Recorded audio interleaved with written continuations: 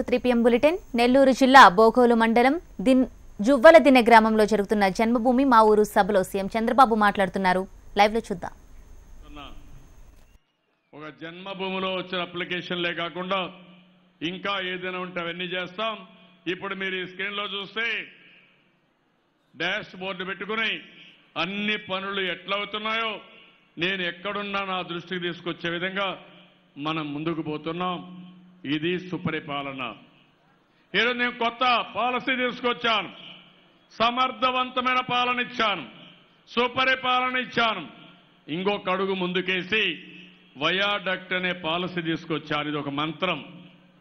Viaduct అంటే మనందరికీ మనం 5 సంవత్సరాల్లో ఏ విధంగా ఉండాలో ఒక దూరదృష్టి ఉండాలి. అదే విజన్. ఇంకో పక్క ఐ అనేది ఇన్నోవేషన్. ఈరోజు మీరు చూశారు, రాజధానికి నాకు డబ్బులు లేవు, నేను కట్టకూడదు, కట్టలేననుకుంటే కట్టలేను. కానీ నేను ఆలోచించాను, డబ్బులు లేకపోయినా పర్వాలేదు, సాధించాలని ముందుకు పోయాను. ఒకే ఒక పిలిపిచ్చాను. రైతులకు చెప్పాను, మీరు భయపడద్దండి, మీకు న్యాయం చేస్తాను.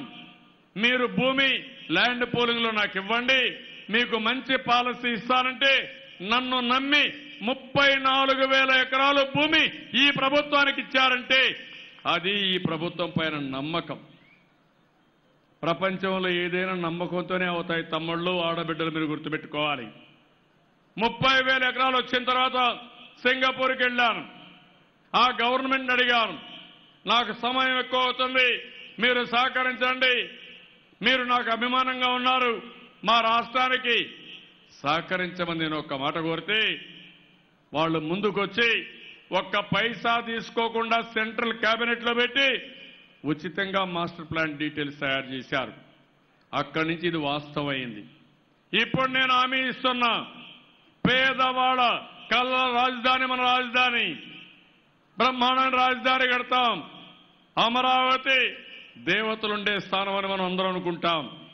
అలాంటి ఒక బ్రహ్మాండమైన నగరాన్ని, ప్రపంచమే మెచ్చే నగరాన్ని, తెలుగువారు ఆత్మగౌరవంగా ఫీల్ అయ్యే నగరాన్ని నిర్మాణం చేస్తానని కూడా మీకు హామీ ఇస్తున్నా. పేదవాళ్ల కోసం ఇప్పటికీ అందరికీ ఇళ్లు కట్టించాం. ఎవరైనా ఇక్కడి నుంచి అక్కడికి వెళితే రాజధానిలోని అవకాశాలతో సెటిల్ కావాలనుకుంటే ఇంకొక 50,000 ఇండ్లు రాజధానిలో కట్టేయడానికి 500 ఎకరాల భూమిని ఇప్పటికే రిజర్వ్ చేసుకుంటున్నాం. అది ప్రజా రాజధాని, ప్రజల యొక్క కళ. ఈ రాజధానిలో మీ అందరి భాగస్వామ్యం ఉండాలి. అది కూడా ఉంటుందని నేను ఆశిస్తున్నా. మీ ఆశీస్సులు కావాలి. నరేంద్ర మోడీ మారిగా మీరు మట్టి నీళ్ళిచ్చి చేతులు దులుపుకోవద్దండి, మీరు సహకరించమని మిమ్మల్ని కోరుతున్న నరేంద్ర మోడీ గారు మోసం చేశారు. నమ్మకంతో నేను పిలిచాను. ఆయన ద్వారా ఫౌండేషన్ వేపిస్తే కనీస ధర్మాన్ని పాటించలేదు.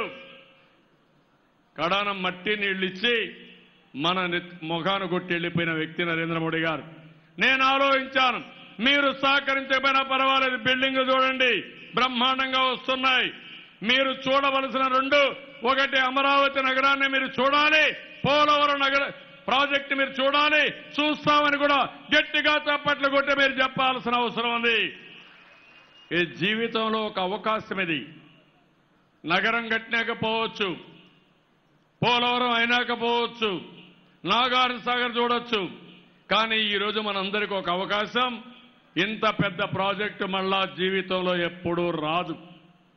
ఆ ప్రాజెక్టు కట్టేటప్పుడు మీరు చూస్తే మీకు అర్థమవుతుంది.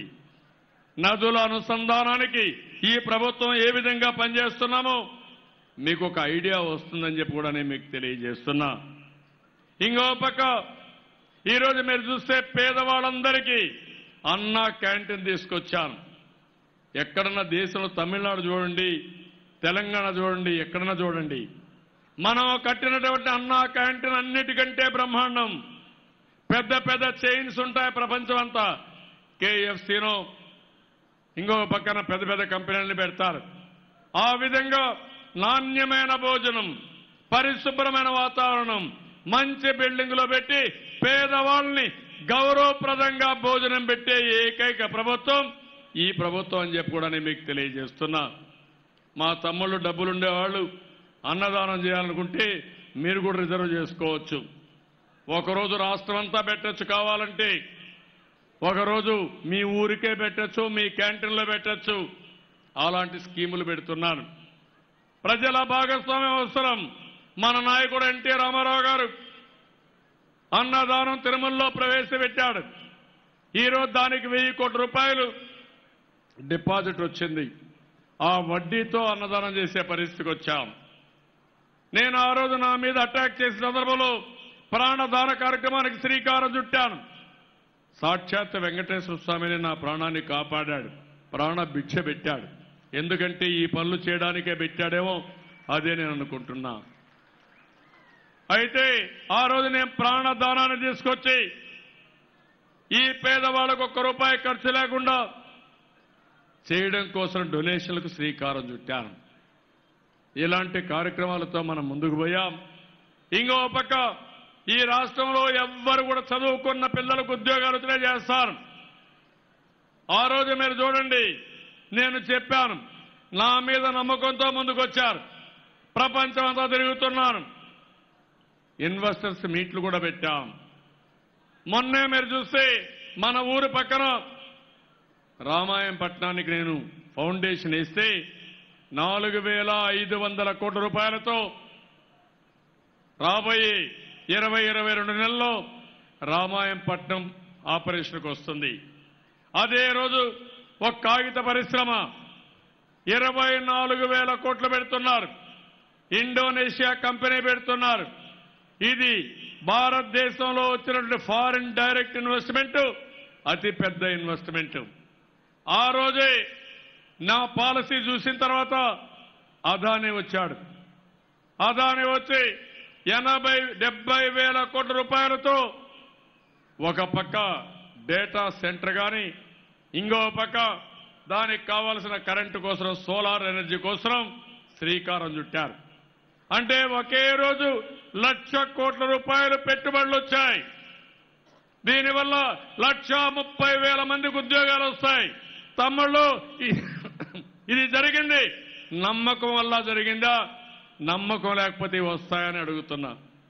రేపు వైఎస్ఆర్ పార్టీ ఉంది, ఆయన వస్తే అందరికీ భయం, మళ్ళా ఈయన ఆయనతో కూడా జైలుకు తీసుకుపోతాడనే ఉద్దేశంతో పెట్టుబడి పెట్టేవాడు కూడా తప్పించుకొని పోతారు. ఎవరు పెట్టుబడులు పెట్టరు. అది వీళ్ళ చరిత్ర. చాలా మంది పారిశ్రామికవేత్తలు వాళ్ళ జీవితాన్నే నాశనం చేసుకున్నారు.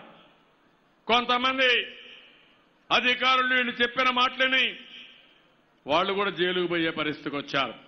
ఈరోజు మన ఆలోచన ఒకటే, ఏ పని చేసినా నీతివంతంగా చేస్తాం, ప్రజల కోసం చేస్తాం, ఎక్కడా ఒక చిన్న తప్పు చేయకుండా సమర్థవంతంగా చేస్తామని మరొక్కసారి మీ అందరికీ హామీ ఇస్తున్నా. ఈరోజు పేదవాళ్ల కోసం, యువత కోసం పెద్ద ఎత్తున కార్యక్రమాలు చేపడుతున్నాను. మీరు ఒకటే గుర్తుపెట్టుకోండి, ముఖ్యమంత్రి యువనేస్తం ఇచ్చాం, 1000 రూపాయలు ఇచ్చాం. అదే సమయంలో ఎవరైతే యువతున్నారో మీకు నైపుణ్యం పైన శిక్షణ ఇచ్చి ఉద్యోగాలు పెద్ద ఎత్తున ఇవ్వడానికి ముందుకు పోతున్నాం. ఈరోజు మనం చేసే కార్యక్రమాలు మీరు చూస్తే ఎక్కడికక్కడ నేను మొత్తం సాటిస్ఫాక్షన్ లెవెల్ తెప్పిస్తున్నా.